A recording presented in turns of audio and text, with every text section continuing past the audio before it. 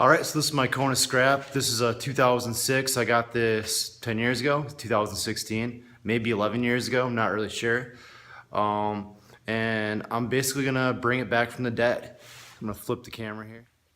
And as you can see, this bike is missing a chain and a front wheel. And that's because I destroy wheels on this bike like crazy because this is a dirt jump bike.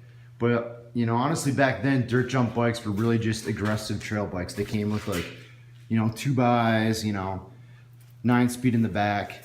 You know, dirt jump bikes now don't even have gears. And so I've just been sharing the wheel of this bike with that one. And the last time I rode it, I snapped my chain. That was probably like 2 years ago. And before that, last time I rode it was probably 2 years ago. And the reason I haven't really been riding this bike, number one is when I went to Colorado with it, I hit a rock, and I think that I bent the hanger now, but something happened. I either bent my derailleur or my hanger, and it's never shifted right after that. No, every shop I've taken it to, they're like, oh, you need a new derailleur, you need a new this, and nobody could ever get it fixed. And it's very difficult to find a hanger when you're on the road. And this bike now is 10 plus years old, so that's going to be an interesting problem for me to have because I'm going to have to figure out how to get more hangers because I've gone through shitloads of these over the years. And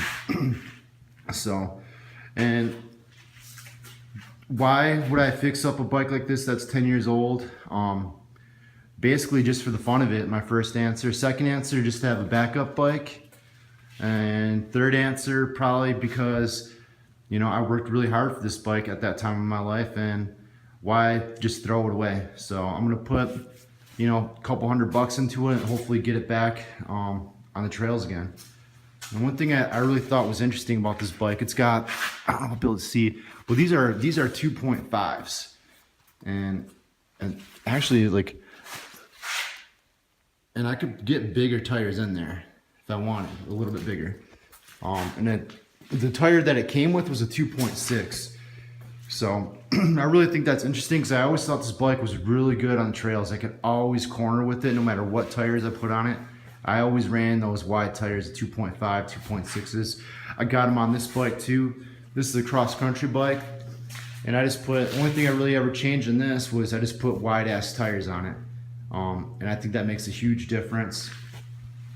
So, and one of the bikes I'm looking at to probably purchase this year is a Kona Hanzo, the 6 fatty one, the aluminum one.